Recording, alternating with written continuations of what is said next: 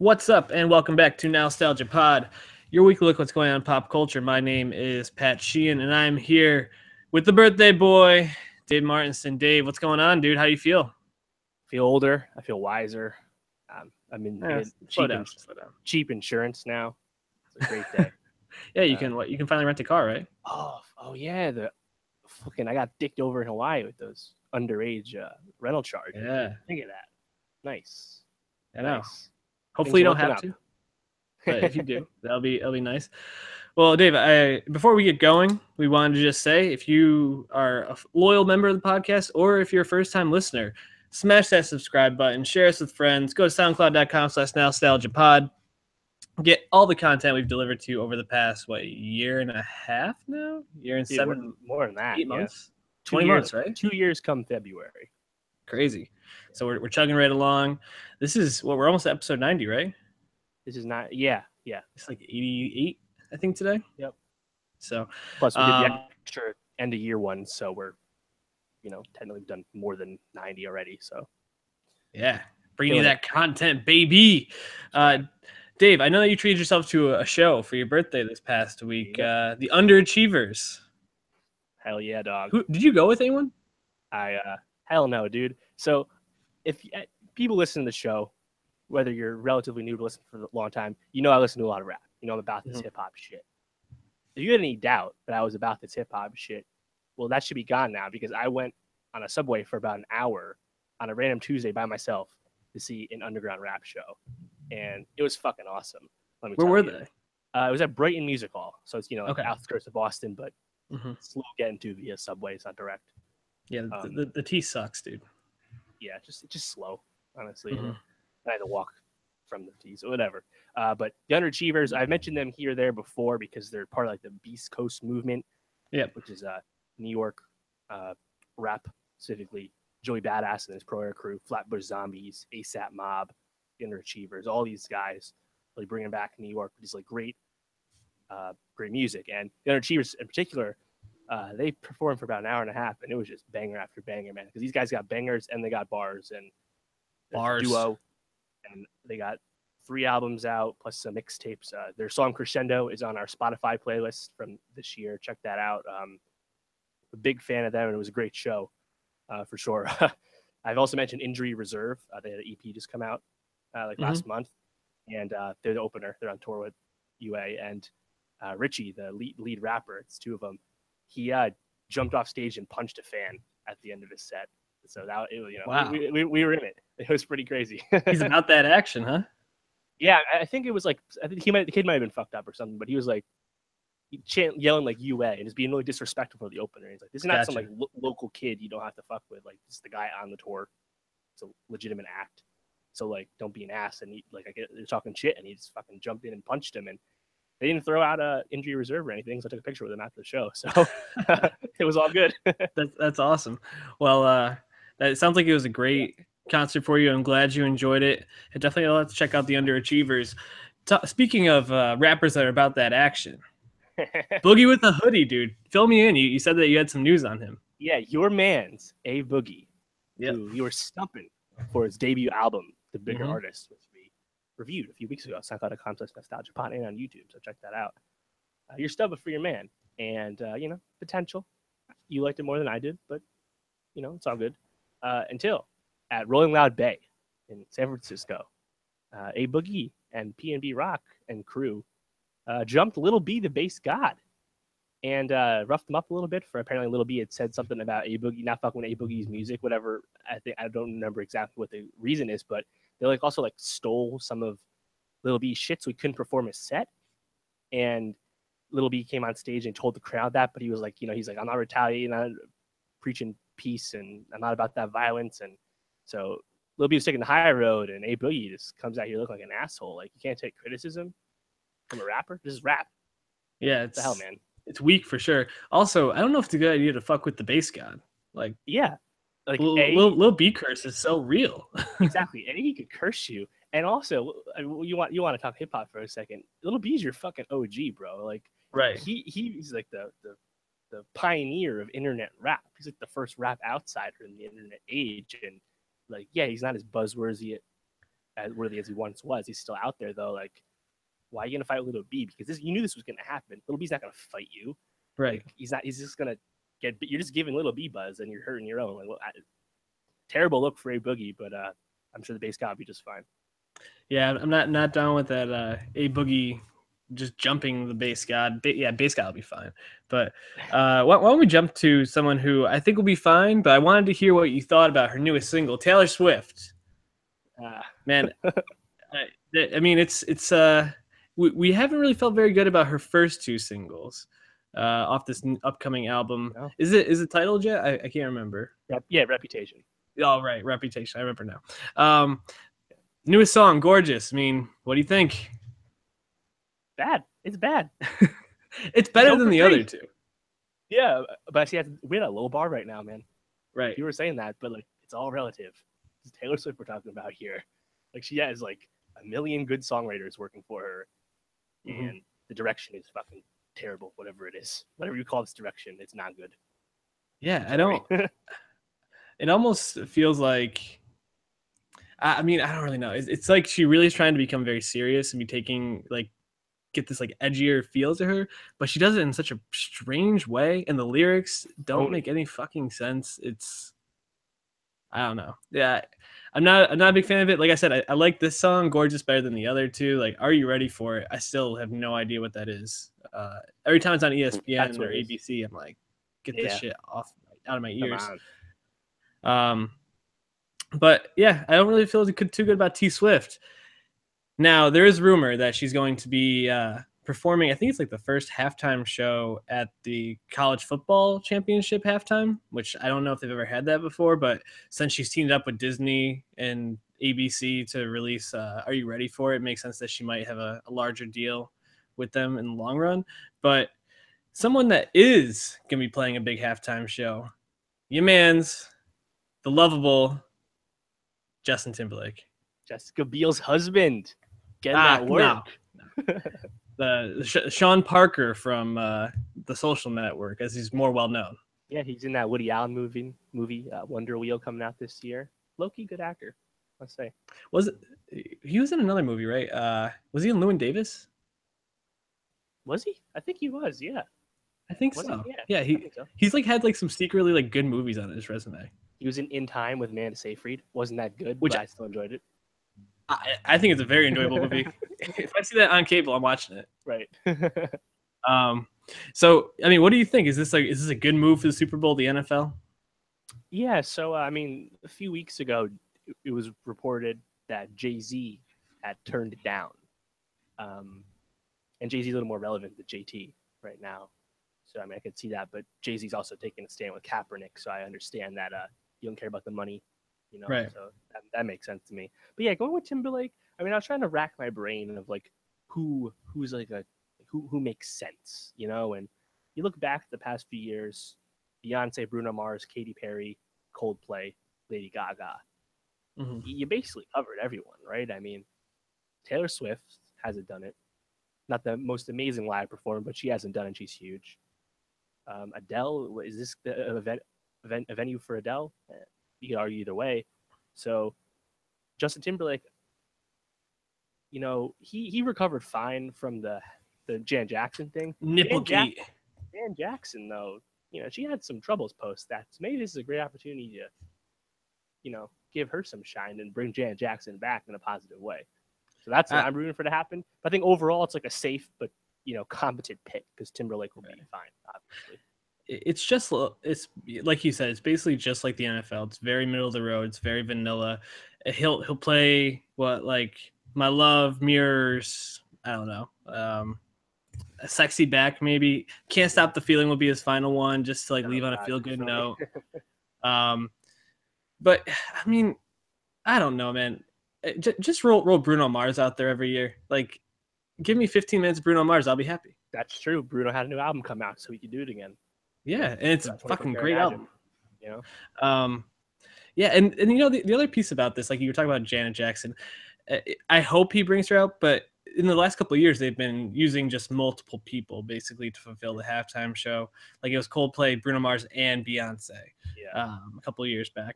Katy Perry, Lenny Kravitz, and Missy Elliott. Right.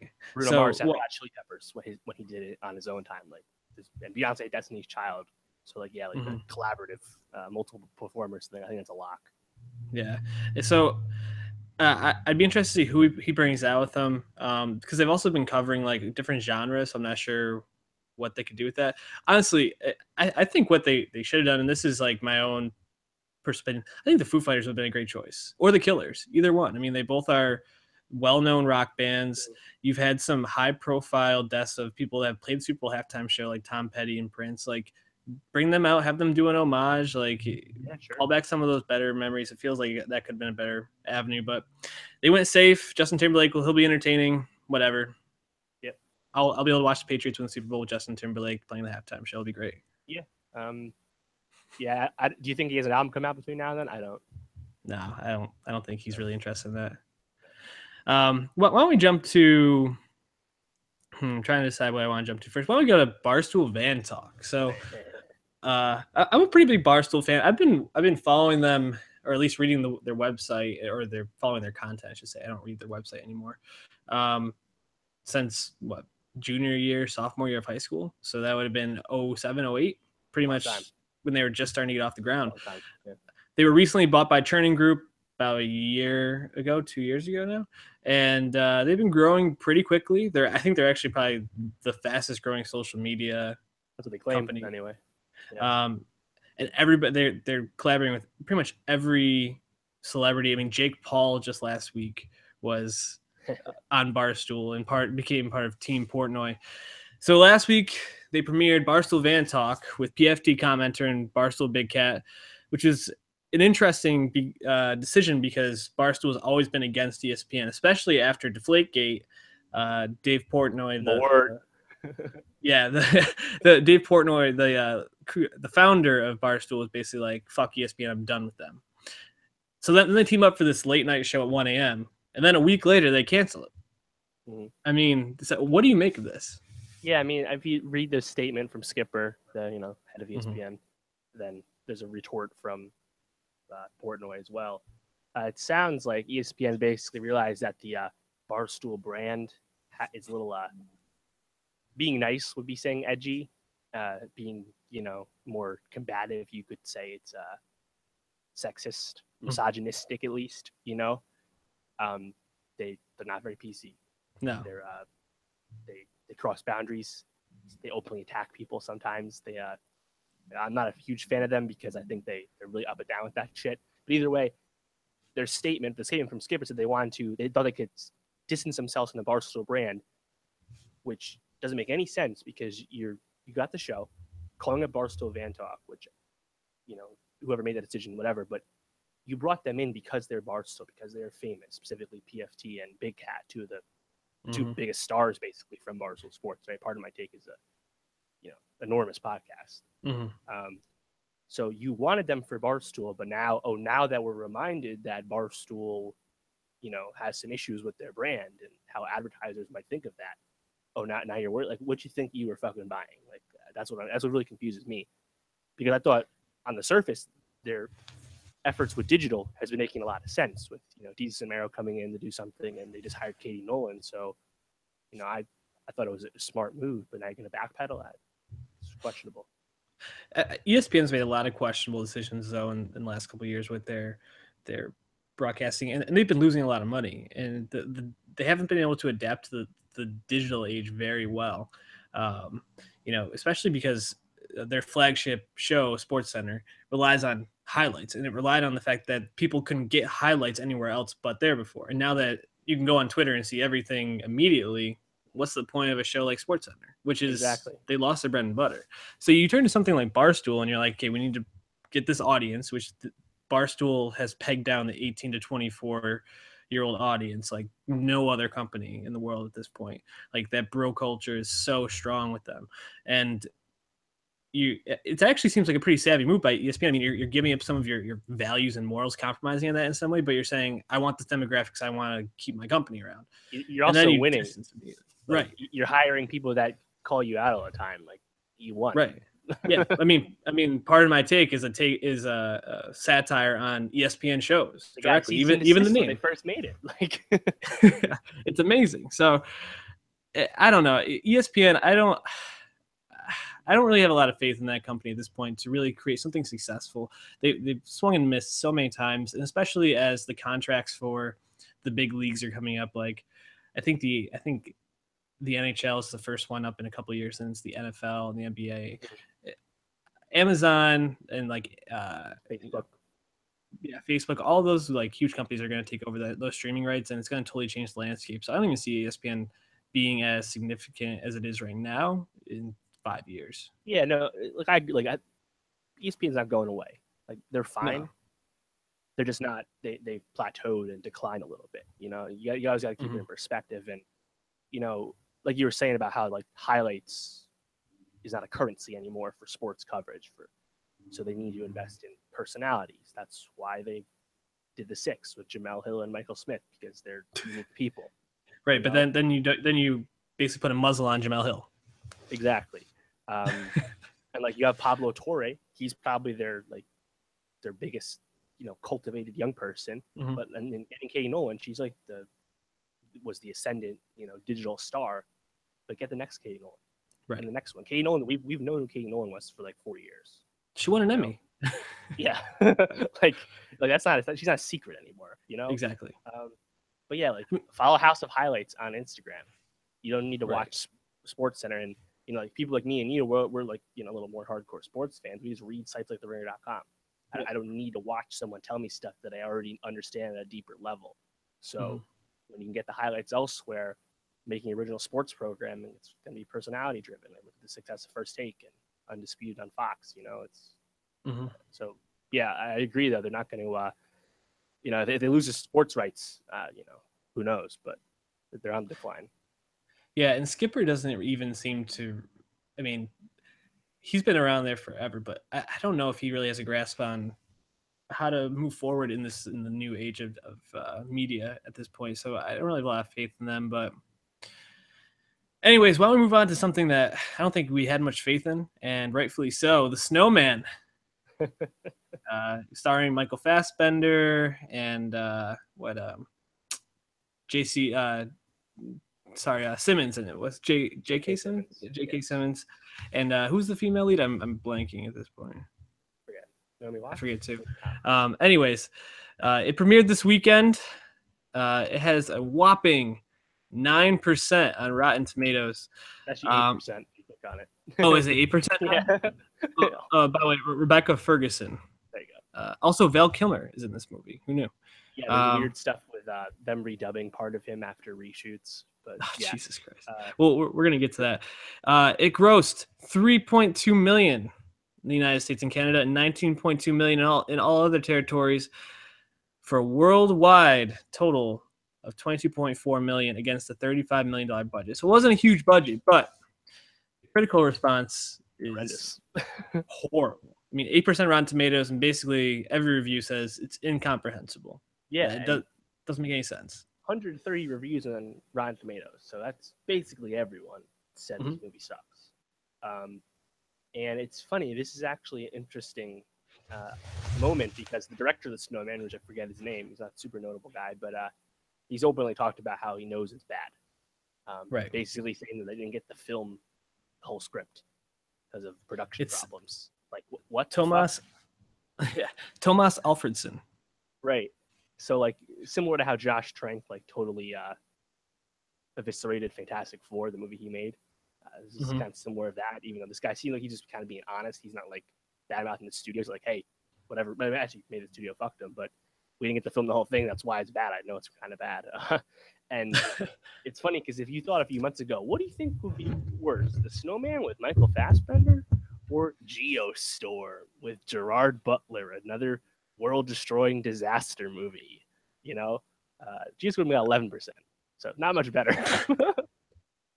Crazy. I mean, to answer your question, I would have banked that this movie would have been way better. I mean, just the fact it's based on a best-selling novel. I mean, even like what's not Gone Baby Gone? It's the other one. Catch Me If You Can. With the girl. No. It was recent with Affleck and Live by Night. Like, no.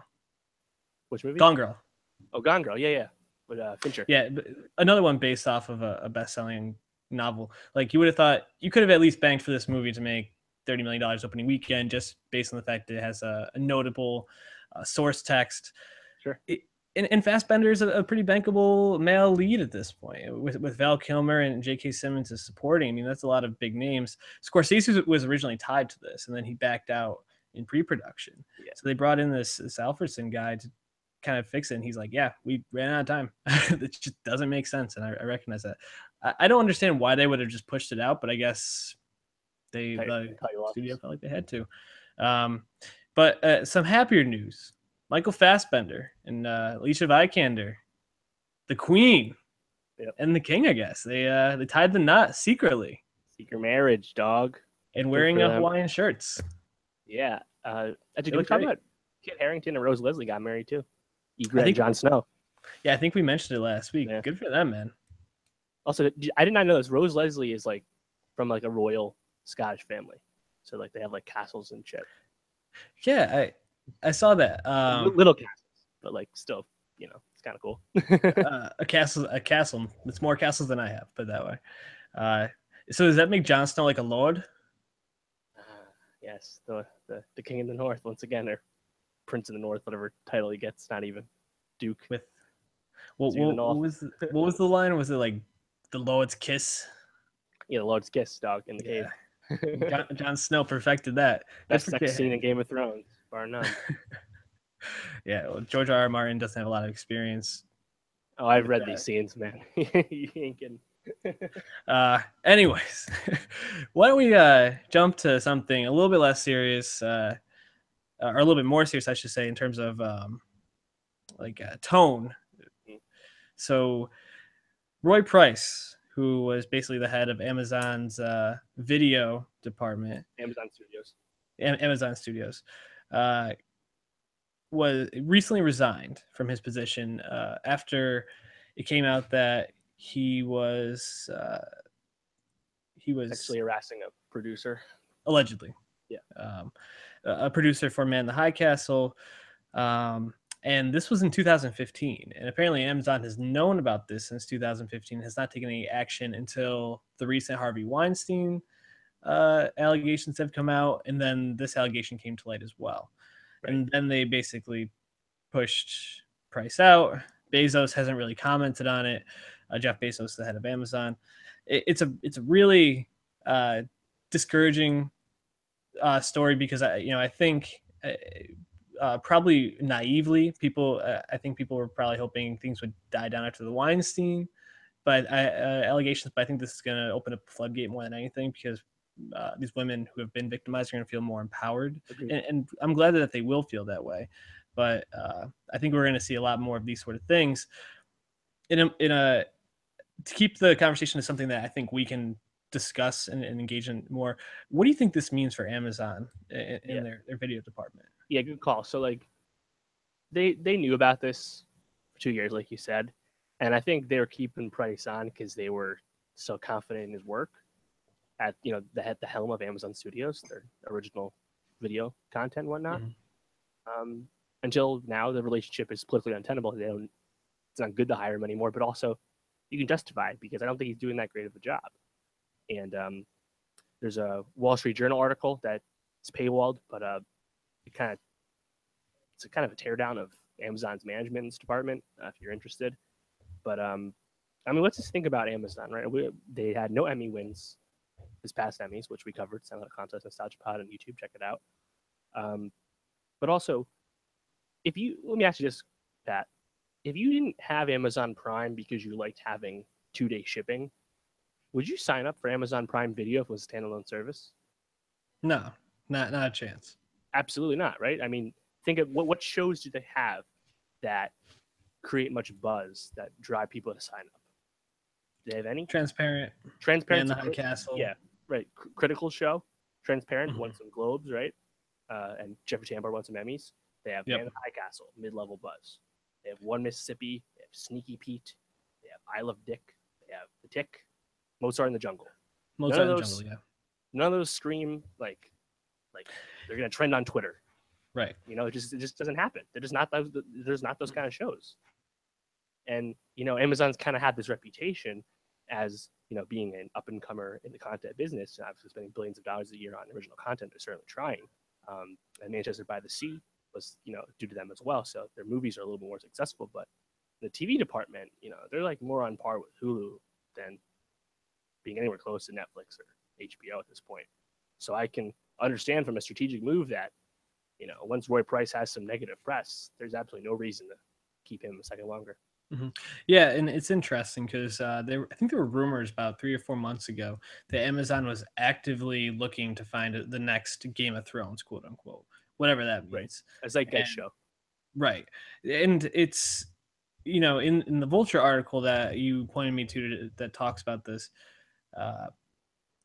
Jeff Bezos, or maybe it was Price speaking for Bezos in some capacity, basically said, I don't see Netflix or HBO as our competition.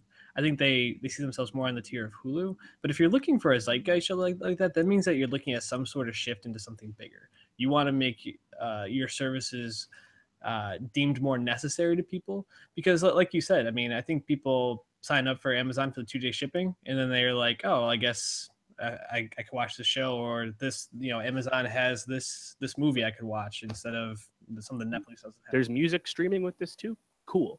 You know, like it's just right. a combination of things. No one's choosing Amazon for those services. And it, you know, I think Bezos, I mean, he built a company like Amazon. He doesn't want to just settle for being some mid to low tier streaming service. He wants to push into something bigger. He wants to push himself into the largest echelon of those services, even if he's saying he doesn't. Now, Netflix and HBO are completely different animals because they pretty much focus on doing just this. They're not trying to, they don't get a benefit from like selling goods because someone goes and watches their shows. Like I spent the weekend watching a couple episodes of Mindhunter, the new show on Netflix, right? And it's a great show. I could never imagine going to Amazon and being like, oh, I heard about this show, I'm gonna go check it out. Like, I knew Transparent was on there, so I was like, oh, I guess I'll check it out. I knew Man High Castle was on there, so I guess check it out, but I wasn't seeking it out in any capacity. Yeah, exactly. Like Netflix is the option that a random show shows up and captures buzz for a week, like Mindhunter has lately. That doesn't happen on Amazon. They just don't have enough of an output right now. And yeah, like you said, Netflix and HBO, they drive subscribers by having shows that people want to watch and thus subscribe for. That's how they make their money. Amazon, you know, Transparent wins some Emmys through some algorithm action, can make them sell some stuff. You know, that's Amazon's thing. The video is just one aspect of their business model. That being said, I don't think they're content to be in like third or fourth place, right? No. And if you look at what's coming down the pipe, they have the Matthew Weiner show about the Romanovs. But Matthew Weiner, of course, made Mad Men, so that's absolutely huge. This is his first show since then. But the David O. Russell show that's been talked about with Robert De Niro was canceled amidst the Weinstein allegations. Right. So, but you know, I think they're still it's weird because like they spend a lot of money, but I almost feel like Hulu's still like getting there. Like eventually I could see Hulu being at a point where they have a Mindhunter drop randomly that no one saw coming. But they're nowhere close to that right now. Well, yeah, I mean, especially after they won the Emmy this year, I think that Hulu has a better shot of moving towards that. Amazon, I feel like they have so much ground to cover. Now, they do have some big names signed on. You talked about Matthew Weiner. They also have Julia Roberts signed up for a show coming up. So they have some big names coming down the pike. But, you know, I think in a sense, Amazon probably might be even better off to move towards something kind of like a pseudo HBO, which this is like maybe a picking nits, but it's almost like HBO focuses on making like 5 to 6 really well done shows at a time, and then cycles through the shows that they get, and they'll fill one in as one ends. I think Amazon would be smart to not try to go into like the mass production, but to go more in towards the making shows that are just really well done. Like you have someone like Matthew Weiner, give him like a contract to just keep making shows for you and let him continue to make it until he gets something that hits, and just continue to do that, and so that you make yourself in like that premium content, not necessarily like the mass content business. Right. And if you think about Hulu has all these network deal rights with like the CW and NBC specifically. Like they just like 30 Rock just left Netflix for Hulu, for example. So like their game is kind of 50-50. Right. Handmaid's Tale. That was really their only original hit to date. But yeah, Amazon, they're kind of in a weird nebulous, middle ground. So yeah, I think that's a smart plan for them. But we can't forget they have the original movies success to a certain degree right now. Like their studios, like they do make or co-make or help distribute a lot of feature films. Yeah. Which leads me to Netflix announced about a week ago that they're developing 80 original films for 2018 as well as 30 original anime series. Netflix only started making original like their first Netflix original film came out early 2016. The first anime came out like 2 months ago, Neo Yokio with Ezra Koenig and Jane Smith. So like they're brand new to this. They're already just throwing money. They're expected to spend between $7-8 billion on content next year, up from $6 billion this year. So Hulu is not quite in that stratosphere. Not even close, dude. Not even close. They could get there eventually. I could see Bezos just like throw. I mean, he has so much fucking money, dude. He could throw as much as he wanted at it, but I don't know. It'll be interesting to see how this plays out because they're starting to get a lot of internal backlash reportedly about not acting on knowing Price's actions for 2 years. So yeah, not good. Yeah, there's a lot that's going to be coming down the pike from this. It'll be interesting. I think the landscape of Hollywood is changing for the better, but it's going to definitely throw things out of balance, out of whack for a bit, and probably see some interesting changes. Any other thoughts on this? No, I mean, does Amazon have a hit show coming out this Friday? They do not, but Netflix does. What do you think? You ready? Stranger Things? Stranger Things. Very pumped for Stranger Things. I'm trying to decide if I want to binge it or not. Just because I have nothing else to do this week. I know it's like Halloween weekend. You guys are all going to Bill's Mafia. I have no plan. So I'm like, it's pretty attractive to just sit down and watch Netflix for 8 hours. Do you regret you watching Master of None Season 2 in like 2 sittings? No. Because you did that. You don't regret that? I don't regret it at all. Okay. I'm the kind of person, I rarely go back to things. Once I watch them. Like once I read a book, I will never read that book again just because I'm like, I already did. I don't need to do it. So for me, it's like I watched Master of None. I enjoyed the experience. Give me something new to chew on. So with Stranger Things, the first time I watched it in 2 days. Oh, really? Yeah, I spread that shit out for like 2.5 weeks. Right. The only reason I finished it was because I was being Dustin for Halloween and I couldn't be a fucking fake motherfucker and finish the show. Well, I have a feeling I probably will not binge it just because the person I live with, my girlfriend Julianne, she'll want to watch too. She's not much of a binger. Well, she's a binger, but I don't think with our schedules we'll end up watching it all in one sitting. So I see. I knew I liked it for some reason. Anyways, last thing I wanted to ask you about: how do you feel about your Yanks? It's fine. They did good. They made their run. Got Sonny Gray, but I think they were better than the Astros. No, they had a chance. They didn't win. I'm totally content, man. Think about it. Surprising season for them. This upcoming season is the last year of Brett Gardner and Chase Headley. They got Gleyber Torres, the number 1 prospect in baseball, coming up. Like, ready for next year. No, they're not going to have the 2018 free agency. They're ready. It's They're ready to make a run. So this was good playoff experience for the kids. Probably like what, Gleyber, Bird, and Frazier, and plus some other prospects for Giancarlo Stanton. You guys will just have 250 home run guys in the middle line. Why would you trade depth for Stan when you can just sign Bryce Harper? Why not just have all 3 of them? Think about that outfield, dude. Put Bryce in center, Judge in right, and defensively questionable. I mean, it'd be fucking insane. That lineup going Harper, Judge, Clint Frazier too. Don't forget, like the outfield's kind of set already. Yeah, it's fucking. Makes me so sad. It's in a good spot. I think they hope they bring CC back for one last go, 1-year deal. But yeah, the important players are all there and they're ready to reload over the next 2 years. So they're in a good spot. What do you think about the Hayward injury? Gordon Hayward, yeah, it sucks, man. Like I don't like the Celtics. Obviously, I'm a Knicks fan, but I'm such a fan of the NBA that I wanted to see what this Boston team did. I wanted to see how Kyrie Irving and him and Hayward played together. Mm-hmm. I wanted in the East. The East was more interesting when that Boston team was at full strength. So, definitely. Fan of the NBA, it sucks. But it gives a good opportunity for Jaylen Brown and Jason Tatum. So we'll see what they can do because they're going to get a lot of minutes. Yeah, I'm excited to see how they do. It's definitely a bummer. Yeah, I don't know, man. It's probably gonna be the Warriors versus the Cavs again, but the West looks tough. I mean, what Warriors have lost 2 games already? Yeah. So Curry got ejected.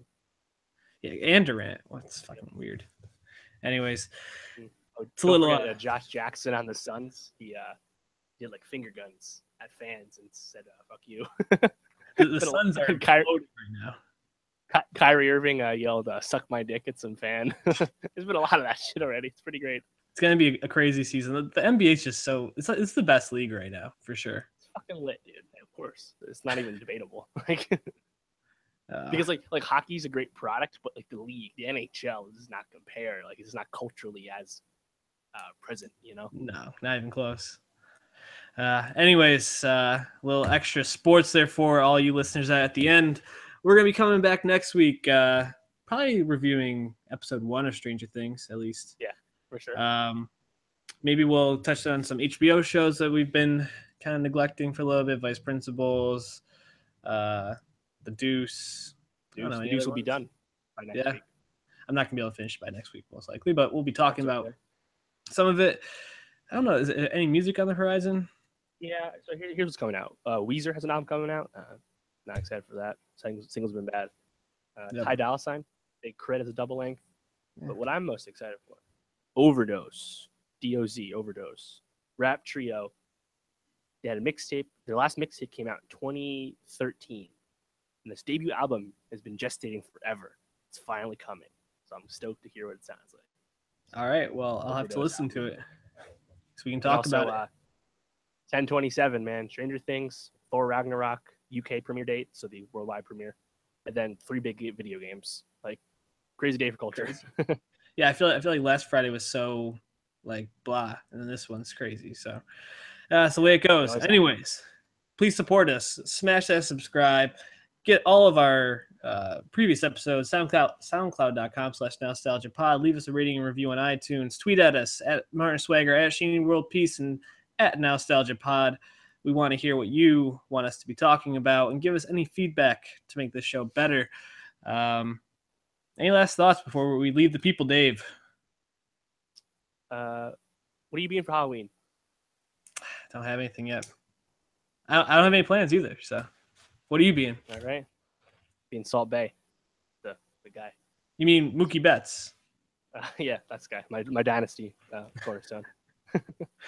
Well, we'll be catching you all next week. Have a safe and productive weekend. We love you.